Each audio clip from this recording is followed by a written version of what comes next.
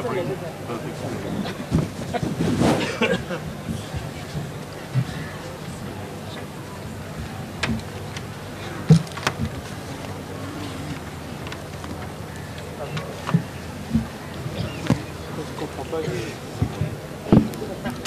everybody. My name is Sandip Roy, and thank you for coming to this session. This is called the Literature of Love and Longing, but if you've read further down to the small print, it's about writing outside the heterosexual norm. So just telling that in advance in case you feel that the discussion is a little too focused on outside the heterosexual norm. But let me just briefly introduce who's on a panel so that you get a sense of where we all are on this map. I'm Sandip Roy. I'm the culture editor of a news site called First Post.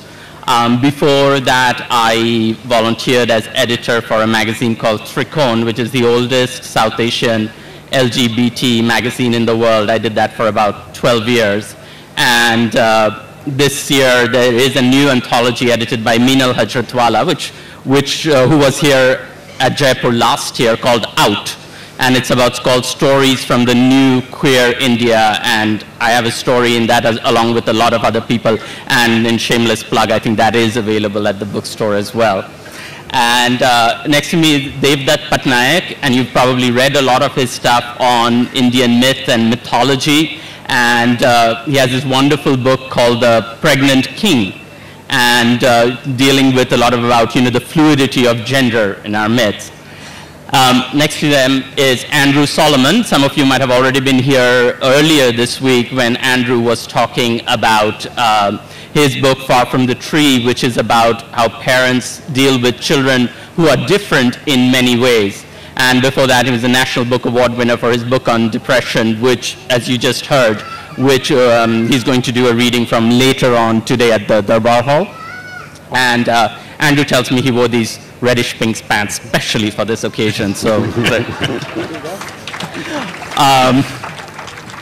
and after Andrew, we have Saleem Kidwai, who is a translator, a professor, and co-editor of the really groundbreaking book called Same-Sex Love in India, looking at our old text for like same-sex love, which has become, I hate to say things like the Bible of something because it feels so centric in a particular religion, but it is the go-to book for people who want to research, what do our ancient traditions say about this. And after Saleem, we have Tahar Jelloun, who is a really well-known, famous writer in France of Moroccan origin. And he is in a bit of a minority on this panel for various reasons, including the fact that as you heard, he writes in French. He's from Morocco, from Maghreb. He is heterosexual, happily married with 4 children, and but he has. but welcome to the minorities. and he's won many prestigious awards in France, including the highest literary honor, the Goncourt Prize. And but he has several books including The Sandchild and Partir, which deal with these issues of gender, sexuality in many interesting ways. And Renuka George, who has very kindly agreed to be our translator for Tahar on this panel. So let's get to the subject about love and longing, which sounds slightly coy, but in the long ago sort of coming out days in Calcutta, where I grew up, I remember chancing upon James Baldwin at the American Center Library in Calcutta. And at that time, I didn't know that Baldwin was gay. I just happened to pick up the book. Later, when I discovered that Baldwin was gay, I distinctly remember this shiver of recognition running down my spine, because that is how you sort of stumbled upon these things. There was no atlas or map that guided you in the days before the internet, which many of you don't even remember. But you had to sort of stumble upon these things in libraries and places like that. But to my deep despair, once I figured that out, his book Giovanni's Room was never ever available in the library. It was like permanently checked out because I assumed some other gay teenager in Calcutta had stolen it by then. And I was just always too embarrassed to go and ask the librarian about it because I was afraid that just asking about a book like that would out me in front of her. So I never, ventured to ask that. So it's out of these sort of stolen moments, half-hidden, assumed things you stumbled upon, that we constructed this idea of love and longing. And now here we are at a panel at the biggest literary event in the country, in the region, discussing this topic. So in a sense, that itself shows you some sense of how far we've come in this journey. So I thought I'd just begin by perhaps asking each of our panelists questions about, what is this idea of gay fiction or writing outside the heterosexual norm that we're talking about? And maybe since Devdutt, you're sitting right beside me, and you deal with myths and things like that, what has it been like why don't you just tell us a little bit about The Pregnant King first and where it fits in because it's very much outside these norms. Okay. I think I've been writing books for the last 16 years, and while I was writing this, the primary reason I write is because before I started writing, mythology was something associated with the past. It was associated with something far, far away. And there was this idealistic vision that used to be presented in children's books. And I suddenly discovered there were many stories that were not being told. So that was the primary reason I started getting involved in writing on mythology. So at least people know stories that are not being told for whatever reasons. Then I realized there were regional versions. There were so many stories. There were, I can spend the rest of my life writing every day a novel and will still not get over. That many stories exist. And while doing this, there was a time when I started somebody told me, put together all the stories of women, because there was no one place where all the stories of women were being put. So I started putting the stories together in kind of it was a sort of an encyclopedia. And while doing that, I came across a whole bunch of stories which spoke about men turning into women, women turning into men, and this whole notion of fluidity of gender started appearing. And that was the time when in the newspapers people started talking about gays and lesbians, and I said, oh, these are interesting stories. What do they mean? And they were powerful stories. They were in the Ramayana, they were in the Mahabharata, they were in the Purans. They were no obscure texts, they were major texts. And I started putting them together and telling people about these stories, and they got excited about it. And they said, these are stories that need to be told. And I didn't want to make an academic book, so I sort of strung them together into the story called The Pregnant King. And with a title like that, you get a publisher instantly. So there it was, the story of a pregnant king, of a man who, and it's typical, he has 3 wives and none of them are getting pregnant. So what does he do? He performs a yajna. And when he performs this great ritual and a magic potion is created for the wives, he accidentally drinks it. And he becomes the pregnant king. And the child born of that is called Mamdhata, because he wants to, Mamdhata is, the story goes that he wanted to breastfeed, and there was no mother around. So what does he do? So he asks the gods, he looks at Indra, and they said milk flows in the veins of the gods. So Indra cut his finger and gave his thumb, and Mamdhata, he said, this is your breast. This is your mother's breast. And from that day, children have started suckling themselves. So these are the stories which are there. And Mamdhata is considered the ancient king of India. So these stories like this, I think, need to be told. And that was the purpose.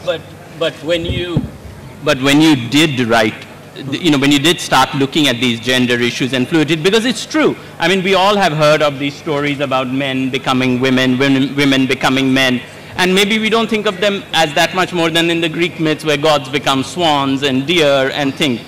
But were you ever accused by people of putting a gay gaze, a modern gay spin on something, that was not about this sexuality at all?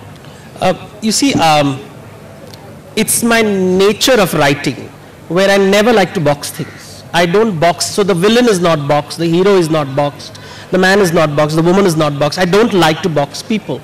So I've never really used words like gay or lesbian. I don't like those. I said, let's experience the moment and go with the flow. And readers have loved it. And that's what India is all about. It's fluidity, movement, acceptance, dealing with strange creatures who don't make sense to you because they're outside your experience. And yet you are told, sorry, if I have time, I'll tell you a story which has nothing to do with gayness, but it talks about difference. And I would like you to sort of hear this, because considering I heard your panel the other day. The story goes that whenever I'd read a Greek myth, for example, I would read a story of Bellerophon. And he is attacked by a monster who is half a serpent, half a goat, half a chimera. And he kills it. And then Arjun in the Mahabharata, the Odia Mahabharata, the Sarala Das Mahabharata, and in that he sees a strange creature who is he's a composite of 9 beasts, not 3 or 4, but 9. He's part rooster, part peacock, part antelope, part lion, part bull, part serpent, part elephant, part human. And Arjun is about to kill him, and then he says, no, I shouldn't kill him, because what doesn't fit into the human imagination exists in the imagination of the divine. And for me, that was a very powerful sentence. It means, it talks about accepting what doesn't make sense to you, makes sense to someone in the cosmos, and you have to be humble enough to allow it to enter your lives. And that's what sort of pregnant. I mean, it is the perfect segue to Andrew, because I mean, your latest book has been very much about difference, you know, when the fruit does fall far from the tree in terms of the parents. But this is something you started thinking about much earlier in terms of deaf children and the parallels between the deaf community and gay community. Can you talk a little bit about that? Yes, with pleasure. So the book that I've just published, which is called Far From the Tree, proposes the idea that there are many identities that are hereditary. Your nationality, your ethnicity, often your religion, all of these are things that you have in common with your parents. And so even if you have an identity which can be difficult in the world, your parents will mostly reinforce a positive response to that identity. But there are many other identities in which a child has an identity which is alien to the parents, and they have to try to wrap their minds around this enormous difference, and those identities are often treated as illnesses and people attempt to cure them. So I started with the idea that I'm the gay child of straight parents, and then looked at the experience of deaf children of hearing parents, of dwarfs born to parents of average height, of disabled people born to non-disabled parents, of children who commit crimes, and so on. I had 10 categories, and I really was trying to look at the way that people reconcile themselves to those identities. And what I found, again, is that there are these constant attempts to cure or to ameliorate those identities. And doing that research, I began to understand that the experience I had had as the gay child of straight parents, who initially struggled with the fact that I was gay, that they eventually came around to it, going through that experience, I had a great deal in common with people who had high-functioning autism, but whose parents were not autistic, and whose parents were uncomfortable with their way of thinking and relating, and a great deal in common with families of people who are transgender. And when I looked at all of that, I thought, okay, this gay experience, which we've often pigeonholed as being relevant only to a small proportion of the human race, maybe 5%, some people think 10%, but anyway, still a small group. Actually, what we have in common with a much larger body of people is the fact that we have to struggle with formulating and articulating and creating an identity which we have in common with a peer group.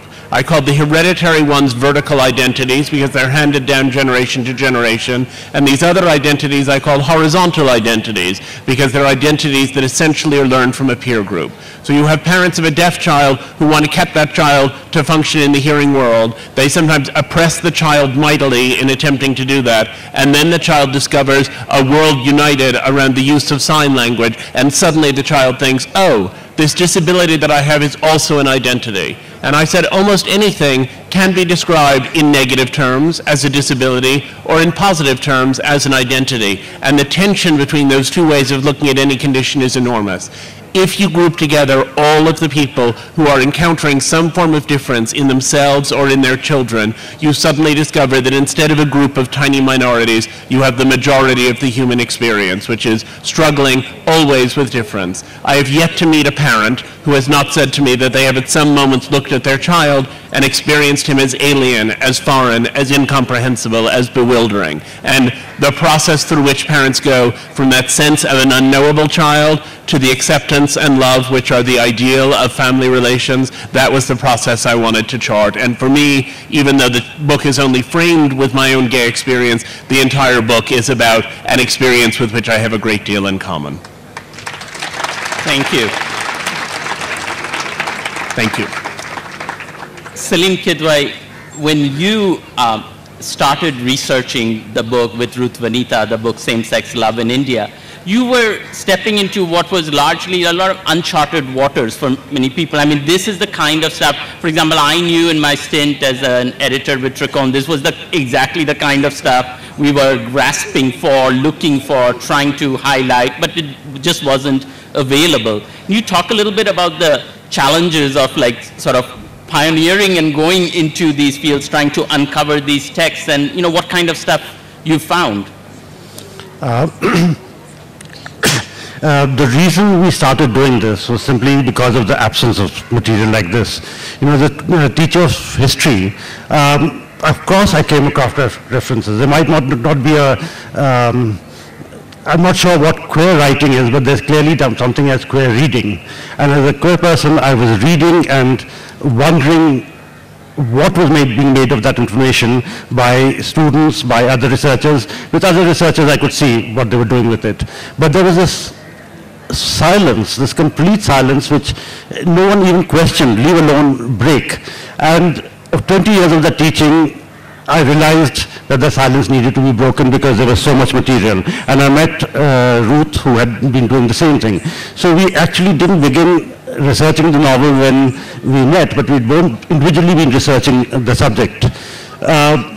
Once we started doing it, we discovered far more than we'd anticipated, and we learned a lot more. Now, the thing about silence is that anyone who breaks it is bound to be questioned. His motives are bound to be questioned. We knew that as gay people ourselves, people would accuse us of overreading, particularly when we were dealing with texts that had already been translated and vulgarized and misread. And they would think that we were overreading as gay people, giving it a spin. Therefore, that decided the shape of this thing, that we were only going to publish, look at texts that had already been published, that had already been in the public domain, and give our reading of them, to see the existence of same-sex love. I mean, we don't know about, can you hear me? Is the mic working still? No. Yeah, fine, thank you.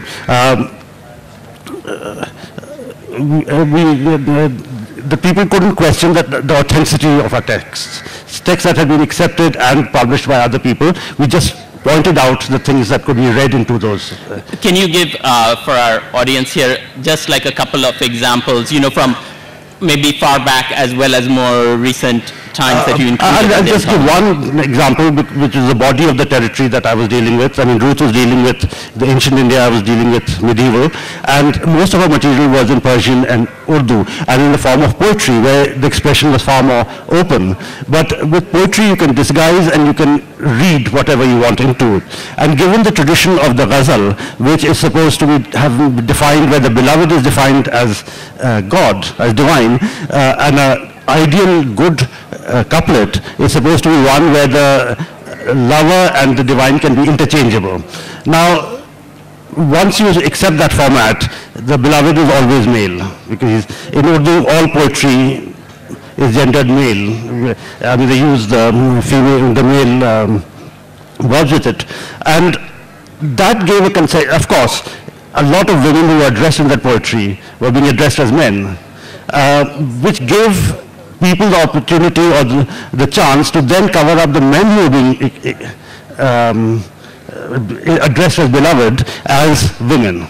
So that was a classic example across, beginning with the 13th century right up to the 20th century, where you just reread the ghazal, and along with other evidence around the poet and the society, you work out your own code. You discover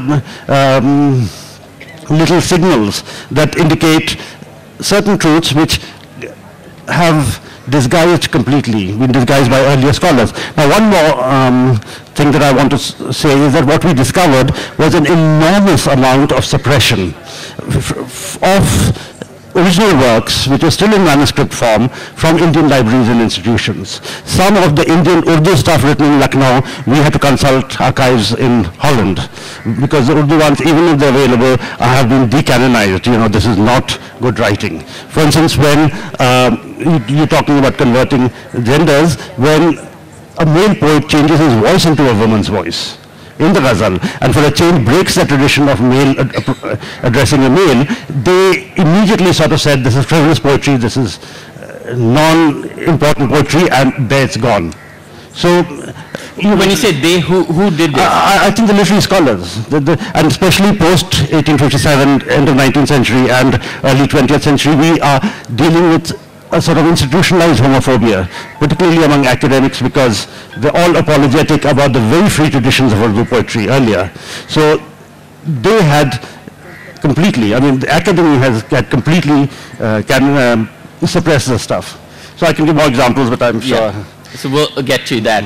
Tahar Ben Jelloun, one of the things that comes out of this, some of this discussion, is that while in the West, often, you know, we might have a shelf that says separately LGBT fiction, women's fiction, African-American fiction. Here, one of the things that have come out is that it can be a lot more fluid, and sometimes you can say a lot by not, you know, not saying the word gay out aloud, but it's clear from that there is a lot of gender transformation going on. In your work in novels like Sandchild and Partir, you've dealt with this issue of gender. Can you talk a little bit about how you approached this issue of gender, you know, when you're writing about Morocco, living in France? Oui. D'abord, la littérature est pour moi le lieu privilégié pour l'expression. To start with, for me, literature is a privileged space of expression. Pour l'expression de la différence et de la minorité mal vue. For expressing difference and for minorities that are badly perceived. Parce que la littérature, c'est synonyme de liberté. Literature is a synonym for freedom. Et c'est l'expression la plus intime qui doit prévaloir. It is the most intimate expression that must prevail. C'est évident que ce qui est important, ce n'est pas le bonheur, mais plutôt les catastrophes. It's clear that what is important is not happiness, but catastrophes. Un livre sur le bonheur fera 3 lignes. A book on happiness would just be 3 lines long. Tout le monde s'aime et puis basta. Everybody loves each other and that's it. Mais si on apprend que ils s'aiment mais ils ne sont pas du même sexe, ça fait un petit problème là. But if we learn that they love each other but they're not, but they are the same sex, Un petit problème ça. it creates a slight problem. Small problem. mais alors moi je viens d'un pays, le Maroc, où l'homosexualité existe. I come from a country, Morocco, where homosexuality exists, Mais comme ici, il ne faut pas le dire. but just like here, we shouldn't really say it. Alors, il y a maintenant une littérature homosexuelle qui s'écrit au Maroc. Now there is a literature in Morocco, a homosexual literature. Et des auteurs qui viennent à la radio dire je suis homosexuel, j'écris et raconte. And there are authors that on the radio come and announce, I am homosexual and I write. Mais ça fait partie un peu du Maroc nouveau qui a été démocratisé avec le nouveau roi, etc. But that's part of New Morocco that has been democratized. Mais le plus important, c'est que la littérature doit faire son travail. What's most important is that literature must do its work.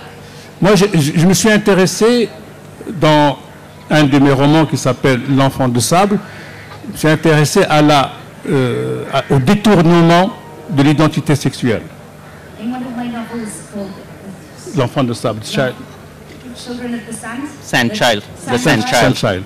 I was interested C'est l'histoire d'un père qui a que des naissances féminines, et un jour il a dit la prochaine naissance sera un garçon, et puis le garçon c'était une fille, il va l'élever comme un garçon. It's a story of a father who wanted a son, and he said, my next child will be a son. And he actually had a daughter, but she was brought up as a son.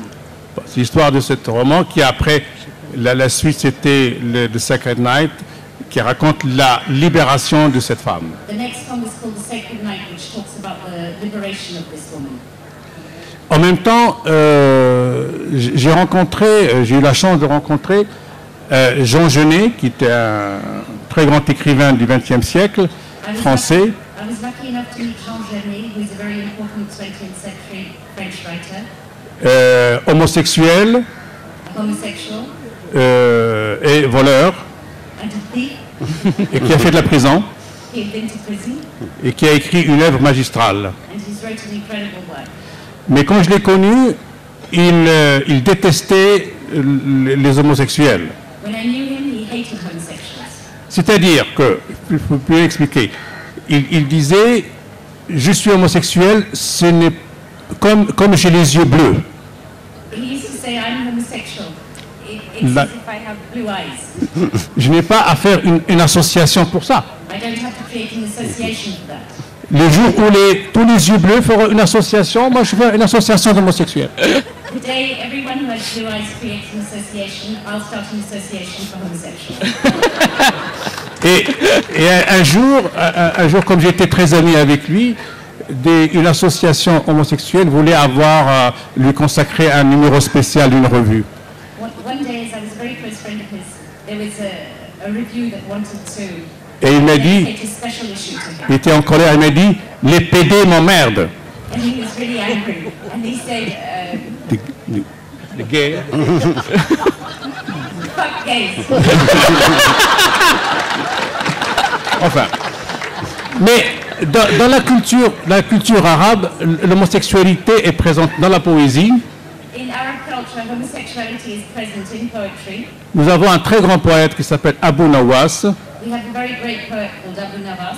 Abu Nawas a chanté, lui, plutôt la pédérastie parce qu'il aimait les garçons, les petits garçons, He sang more about pederasty because he liked little boys. et le vin. And wine. Alors, c'était des poèmes de plaisir They were poems about pleasure.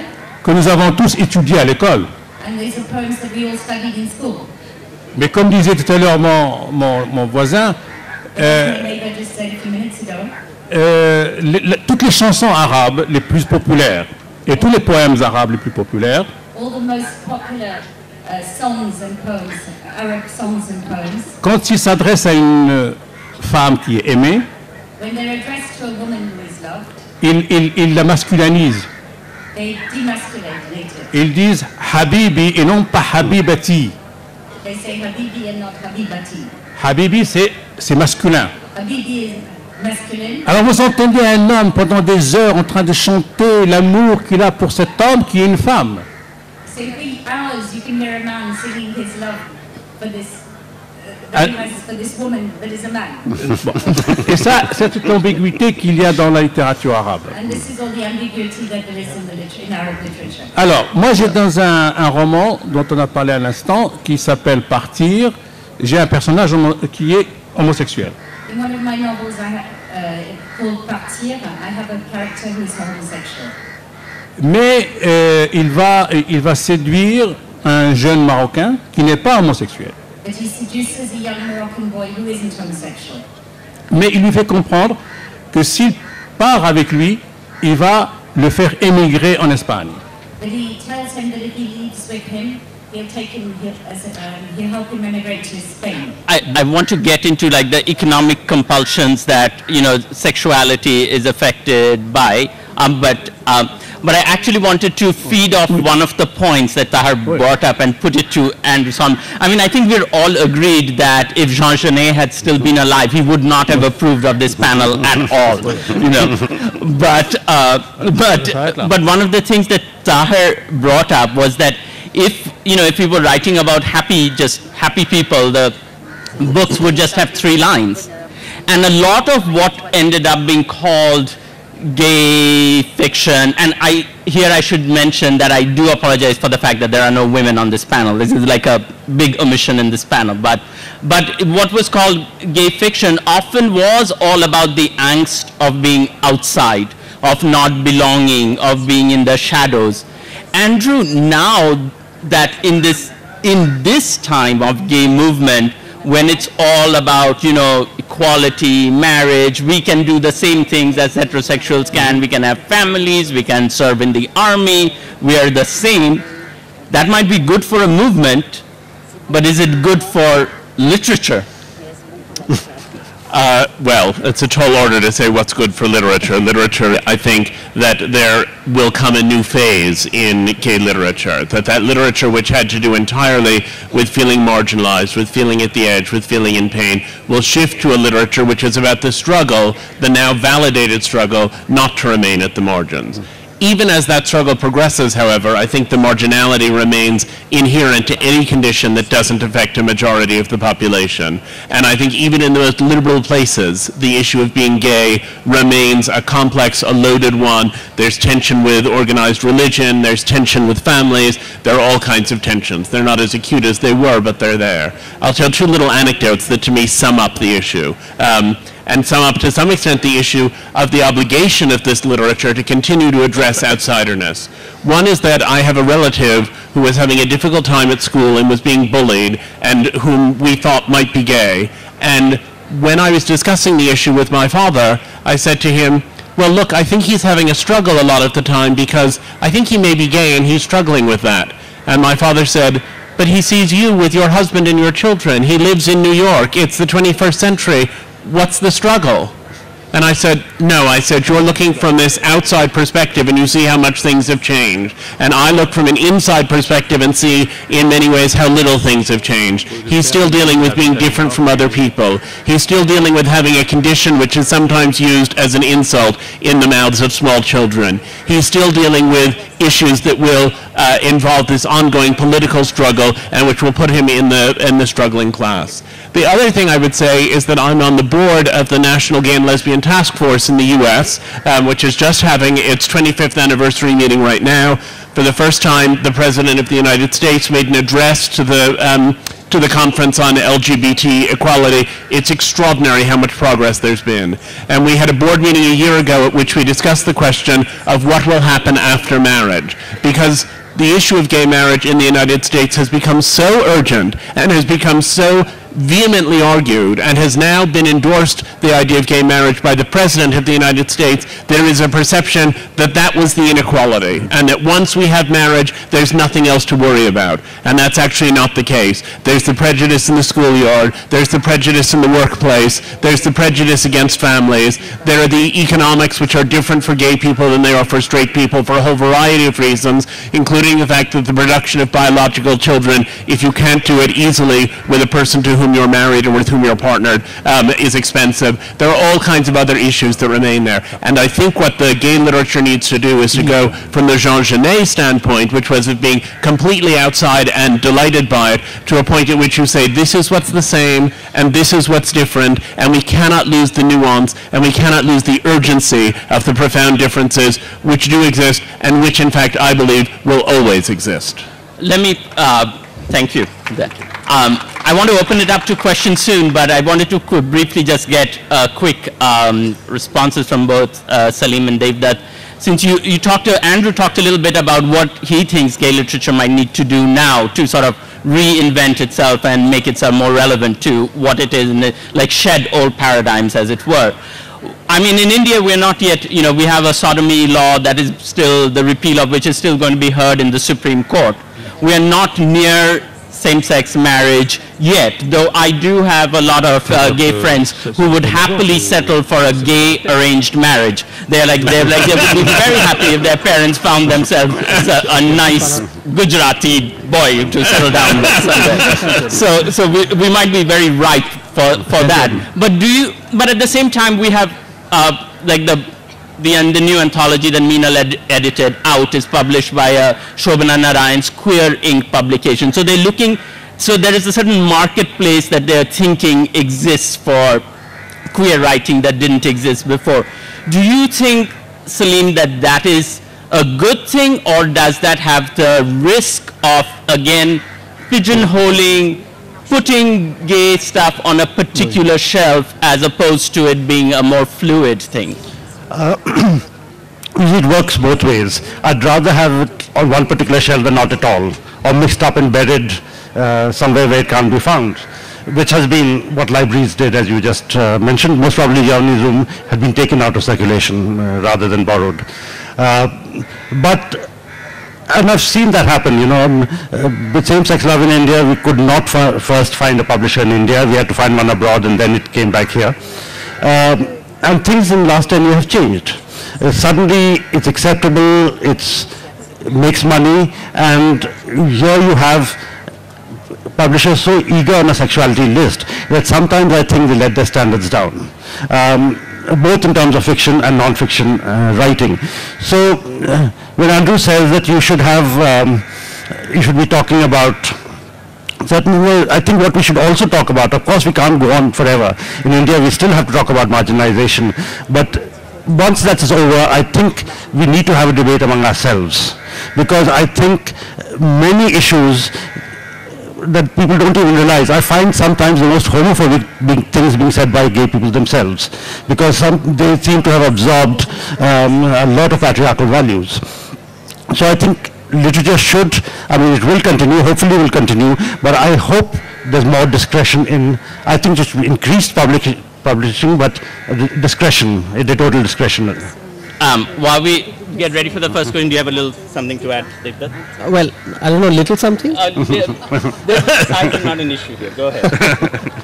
No, I think I approach it slightly differently. I think whenever we talk about any issue, the template always comes from the West. The structures come from the West. The frameworks come from the West. The language comes from the West. I don't think it really works when you push it on a culture which thinks very differently. Well, you may feel good about it, but it doesn't work. You may get the illusion that it works, and so you wonder what's going wrong, because it's not born of that culture. The soil is different, and that's where I come from. So I think the storytelling and the narration, yes, we can take a Western metaphor also, but along with Indian metaphors, Indian approaches, which to quote Guru Charan Das, when he talked about China and India, he said China is a strong state but a weak society, and India is a strong society and a weak state. So it is a society. We don't need a commandment, we don't need a legal change. What we want is families to be accommodating. Families, emotions, friends, the neighborhood, the gram, the village, the community. Whether the law changes or not, fine, it's important to have it, it's hygiene, it's good to have it. But it is people who have to transform, expand, and I think that is what is missing. We're becoming very narrow, and we're saying we're going to change the lens. Just expand the lens. Let's open it up to some questions. Do we have any questions here? We have one right in the front. Can we go to this young girl here? Yeah, first. Hi, it was an amazing conversation that you guys had. I just have two questions for you guys. Firstly, while you were talking about that gay poets or gay writers have a certain, let's say, responsibility to talk about the things which have been kept in the closet. So I just want to ask whether, do you fear that at some point it will become like rap music as such, where the black man always has to rap about things which are wrong for him or which has been done wrong to him? So do you think that Indian gay writers as such, are we looking at a future which is that? And secondly, why don't we get the answer to your question? And I actually wanted to put it to Tahar Ben Jelloun, because often we think of, as we were talking about before this discussion, homosexuals have been writing about heterosexuals and their love lives for centuries now.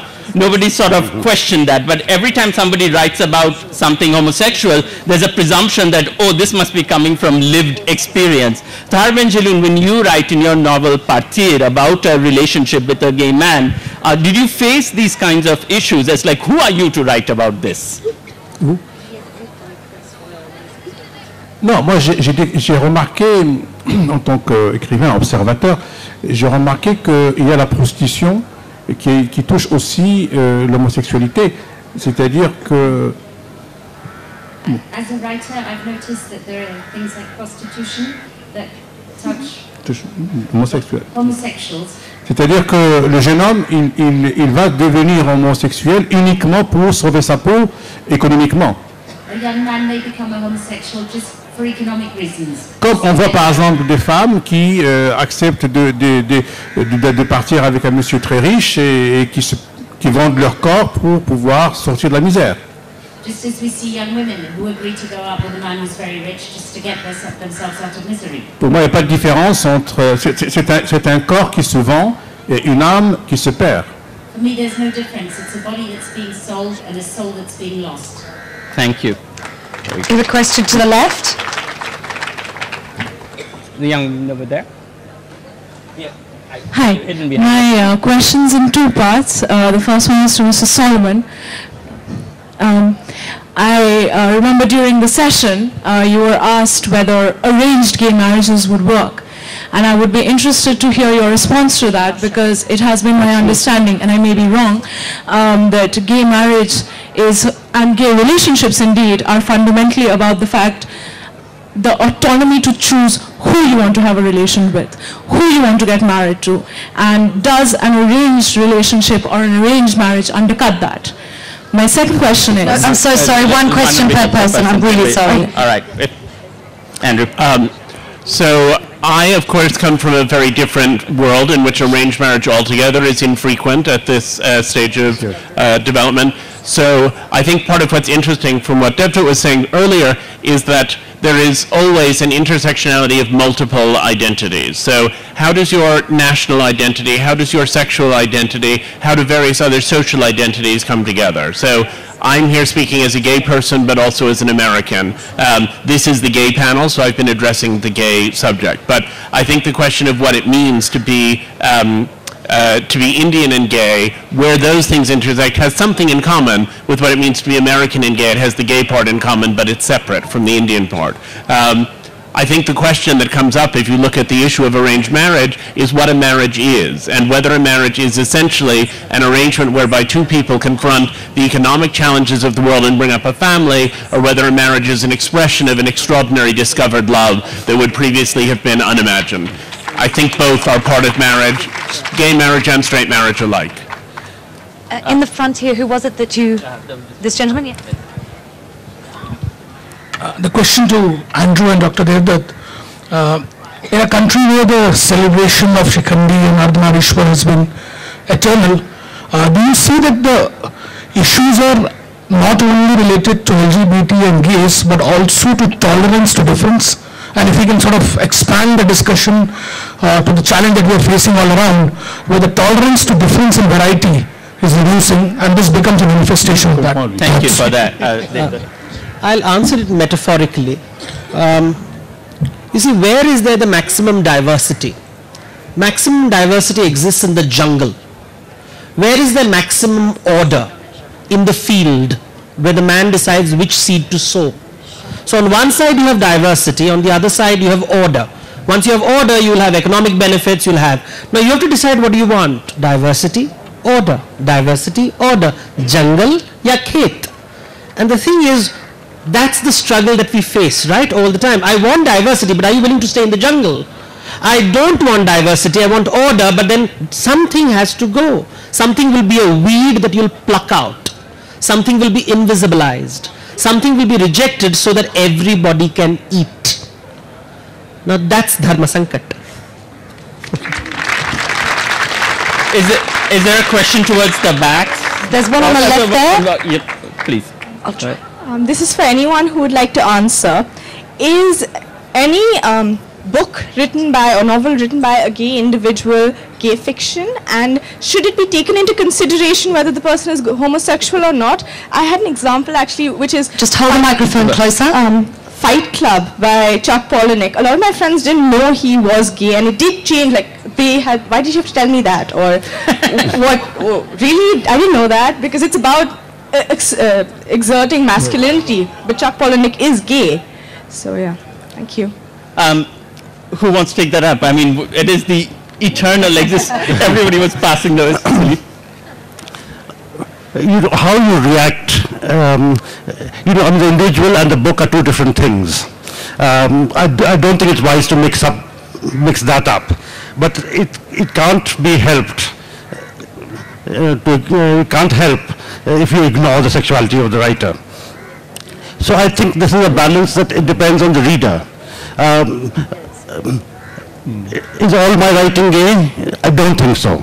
But maybe it is. If a gay person writing anything becomes gay, then stuff that has nothing to do with sex, why does it have to be put as a gay writing? But we'll never solve that problem. Yep. I mean, what about, as you said, what about all those heterosexuals who've been writing, homosexuals who've been writing heterosexual stories? But the thing that I want to say about discovering the book and the author is that a unique problem that we faced when the book came out was that a lot of young men saying that they couldn't buy the book because their parents would see it.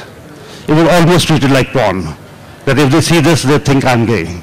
So, it's a very complex world. But now it's okay, you can buy the book from the bookstore, and it's okay, because it has the Jaipur Literature Festival imprimatur of legitimacy on it.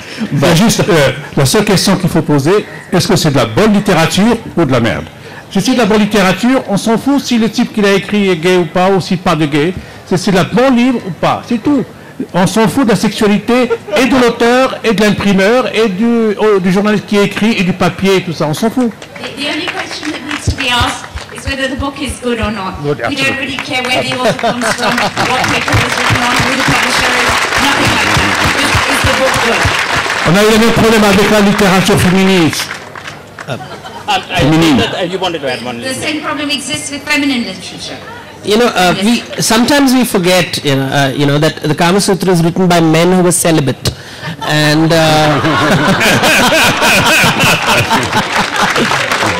it is the line which is used while writing Kama Sutra. I'll say it in Hindi and then say it in English. He said, "Ye mere liye bhog ka vishay nahi, chintan ka vishay hai." This is not a topic which I indulge in. I intellectualize it. Yes, hello. I wanted to ask a question. I apologize for my accent, I'm French. And I wanted to know that the fact that you are all men, as you said, and the fact that there is not really like many work of Indian literature about lesbian, could it be seen as a patriarchal survey thing, like even in something really subversive as the gay literature, for example? Like, in India, the fact there is no... there is actually, and Saleem, maybe you could talk a little bit about roots.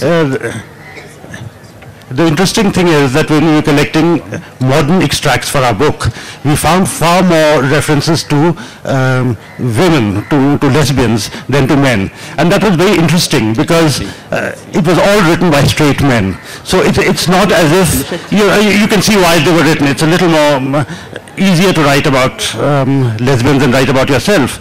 And there's also the titillation factor. A lot more straight people will buy and read that book than if it was about two men. So patriarchy, yes, but that doesn't mean that lesbian literature has been ignored. Unfortunately, it came for the wrong reasons, but definitely it was never silent. And as if you look at the thing in our book, we have many women writing about lesbianism. And I'm sure that's the case with Out too, isn't it, Sandip? Out the anthology actually has a lot of writing by women in it and is edited by a woman. The young man in front.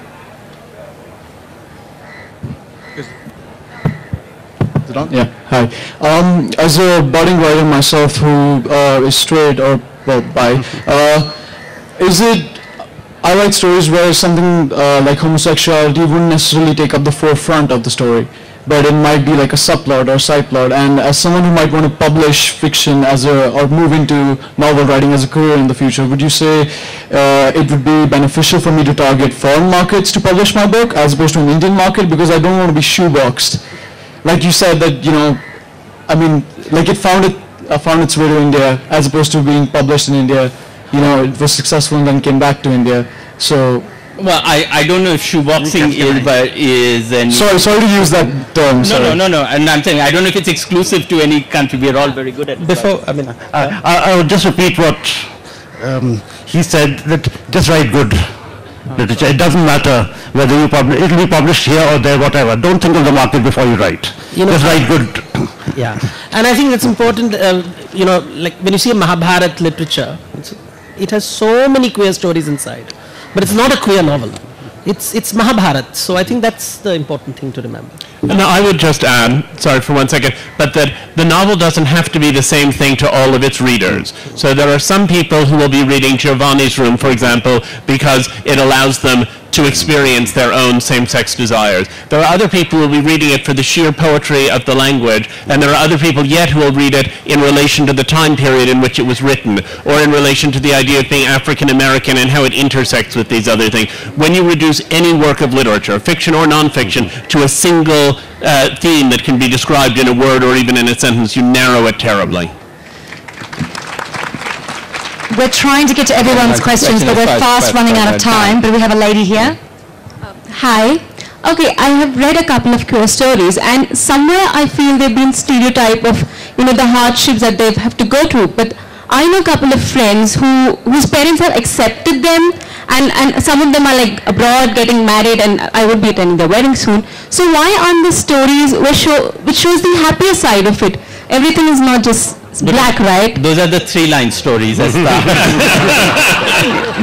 but I think that is sort of, Andrew, I mean, that was the point you were making about that we have to be going beyond the coming out, coming out to parent stories. There are other kinds of stories being done. I think this young woman in front, we've been trying to for a long time. Yeah, my question is to Devdutt and Saleem, because it is about the Indian context. See, a lot of work is done in the intellectual realms. For example, Nida Foundation has been doing a wonderful job. But why is it that we focus only on the intellectual aspect of it and try to make it very elite, and then to leave out the expressions, the expression of love and longing, which exists, somewhere in the margins. Also, let's get that. And thank you for bringing us back to Love and Longing again, which is the title of our. You see, in India, people don't read as much as they watch television, and in the soaps, it is done by a lot of writers have introduced a lot of gay characters. They come, they go, and it is there. So it is reaching out, using the new television soap vocabulary to a large number of people. Some stories work, these are terrible stories. But there is an attempt by some people, by various forces in the market, who you don't know. See, everything can't be an intervention. Something has to be organic. And it allows it, because once they want different stories, so somebody will come up with a gay character, somebody will come with a transgender character. Like in mythology, there are all kinds of stories. Even the soap will create that. So that is literature which is reaching out to the masses. So it's not just the intellectual space. What was that soap that I don't remember the name. Maryada Kab Tak. Let me try and get a question from the back, because this panel of all panels, I don't want to be accused of discriminating against anybody. But so way back there. Andrew. Hi. Hi. If I've got it right, I believe you're a parent.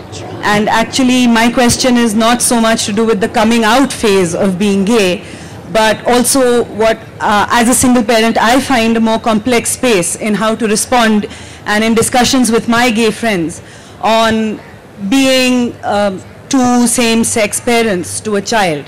Because as a parent, I understand how complicated it is to get your kid through many prejudices. And then you're layering it with having two same-sex parents, and in some cases, maybe having biologically a parent who's not even part of the parenting. So I want to know from you how much of a challenge that is, and how you raise your kids with that. Okay, so I will briefly explain the structure of my family, which is that my husband, who is here now, is the biological father of two children with some lesbian friends in Minneapolis, in the middle part of America.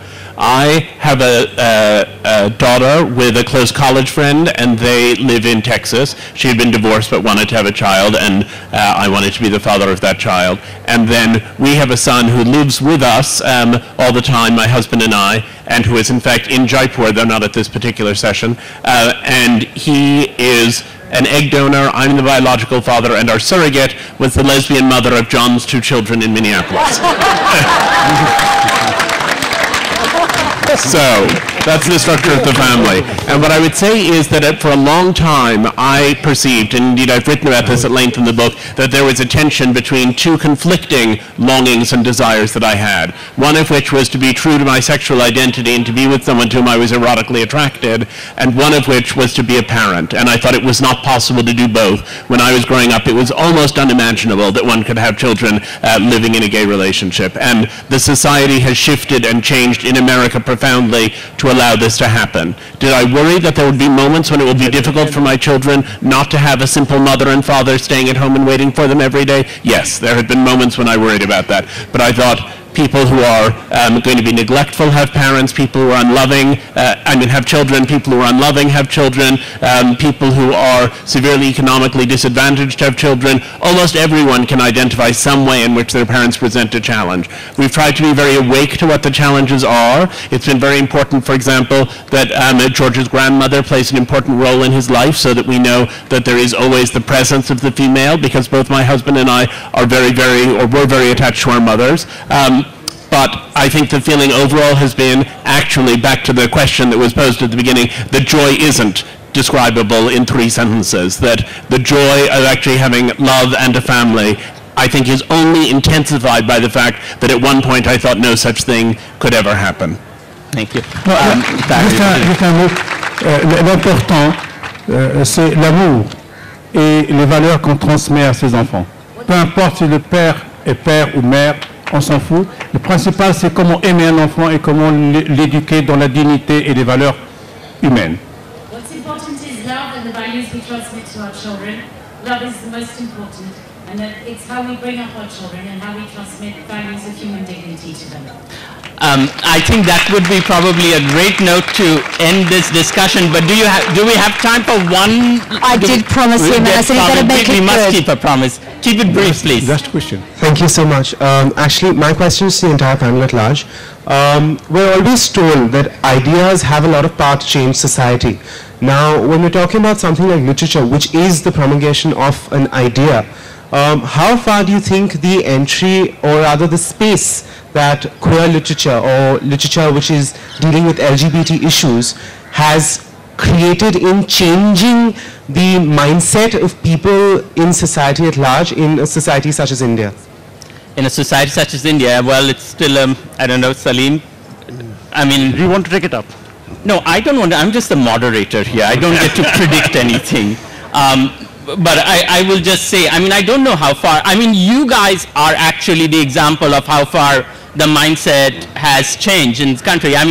When I started editing Tricone, or when I was that boy going into that USIS library in Calcutta and sneakily trying to find Giovanni's room, and we had this panel, this room we wouldn't have had this panel, and if we had this panel, only a fraction of you would have been here, and some of you would have been wondering why you wandered into it and trying to leave. So congratulations to all of you. You are the change here. But with that, I think, do any of you have anything more to add? Perfect. All right, so I think we have to end right here. But please thank our wonderful panelists, Tahar Jelloun, Saleem Kidwai, Andrew Solomon, Devdutt Pattanaik, and Renuka George, who did a stellar job translating for Tahar here. And thank you very much to all of you for coming. And many thanks to Sandip Roy as well for moderating that wonderful panel. I hope some of our authors might be up for going to the book signing desk and having further discussions. Yes, I got some nods. Just over behind the far pillar, if you have any questions, books to be signed, photos to be taken, please go over there. They're very happy to do it, but just not here, please.